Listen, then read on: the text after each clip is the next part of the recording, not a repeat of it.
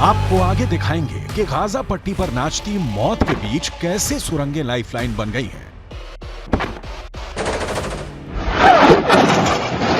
שלנו עכשיו זה להיכנס לעזה, זה לבוא למקומות שבהם החמאס נערך, פועל, מתכנן, משגר, לפגוע בו קשה מאוד, בכל מקום, בכל מפקד, בכל פעיל, להשמיד תשתיות,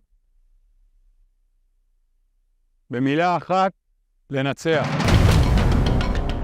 concrete से बनी इन सुरंगों को लेकर 2021 में इजरायल ने दावा किया कि उसने 100 सुरंगें तबाह की हैं, लेकिन हमास ने कहा कि ये मौजूदा सुरंगों का 5% भी नहीं।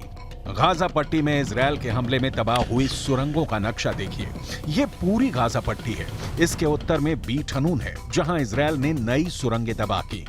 फिर गाजा सिटी है, यहां भी वही हाल किया। उसके नीचे खान यूनुस है और यहां भी कई सुरंगों को इजरायल ने तबाह कर दिया।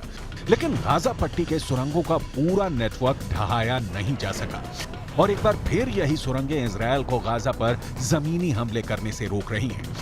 इन सुरंगों से इजरायल की सेना इसलिए डर रही है क्योंकि सुरंगों में टेक्नोलॉजी और इंटेलिजेंस नेटवर्क कमजोर हो जाते हैं।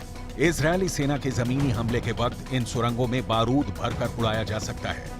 इन सुरंगों से निकलकर अचानक हमला किया जा सकता है।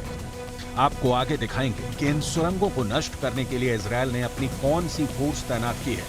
लेकिन उसकी पहले इजरायल के गाजा पट्टी पर ताजे हमले की कुछ तस्वीरें देख लीजिए और यकीन कीजिए कि हालात बहुत गंभीर हो गए हैं। किसी की कोई नहीं सुन रहा। अमेरिका की ईरान नहीं सुन रहा, ईरान की इजरायल नहीं सुन रहा, इजरायल की हमास और हिजबुल्लाह नहीं सुन रहे। नतीजा है कि गाजा अपनी किस्मत पर आंसू नहीं खून बहा रहा है। इजरायल कह रहा है कि गाजा की ऊपरी परत पर आम लोग रहते हैं और जमीन के नीचे हमास के आतंकियों का शहर बसा है। टारगेट वही है क्योंकि हमास ने इन सुरंगों को 1 साल में नहीं गढ़ा, सालों से इसे तराशा है। इस लायक बनाया है कि इजरायल के हवाई हमले सुरंगों पर फेल हो जाए। हमास ने इन सुरंगों को इजरायल तक बिछा रखा है, मतलब इजरायल में घुसने के लिए सुरंग रास्ता हो सकती है।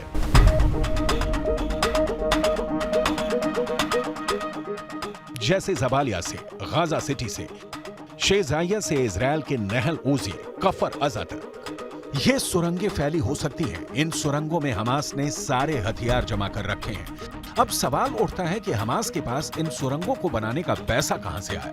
तो जवाब है, मदद के लिए मिले पैसों को हमास ने आम बाशिंदे की तालीम या सेहत पर खर्च करने की जगह सुरंग बनाने पर खर्च किया, क्योंकि इनके दिमाग में बहुत क्लियर है कि इजरायल पर हमला करेंगे तो वो छोड़ेगा नहीं।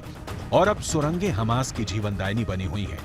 इजरायल कह रहा है कि सुरंगों की शिनाख्त के बाद इन्हें GBU-28 बमों से ध्वस्त कर दिया जाएगा। इस बम के इस्तेमाल से सुरंगें तबाह तो होंगी, लेकिन बड़े बड़े गड्ढे बन जाएंगे। लेकिन इजरायल के सामने इसके अंत के अलावा कोई विकल्प नहीं है।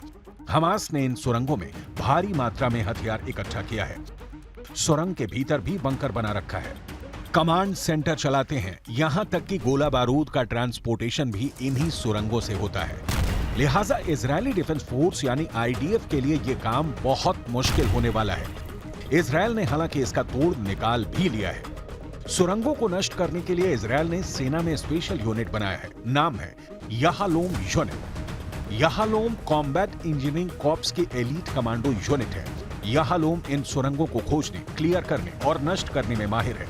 इस यूनिट की संख्या इजरायल ने 2 गुनी कर दी है। इजरायल के पास बहुत वक्त नहीं है क्योंकि हर बीतते दिन के साथ ईरान आक्रामक होगा, हिजबुल्लाह हमले तेज करेगा, ये तय है। दूसरी ओर हमास के पास भी वक्त नहीं है, लेकिन सुरंगों में छिपे लोगों को इसकी चिंता कम है। कहा जा रहा है कि इन सुरंगों में छुपे हमास के आतंकियों के पास पर्याप्त मात्रा में खाना खाने और पीने को पानी मौजूद है।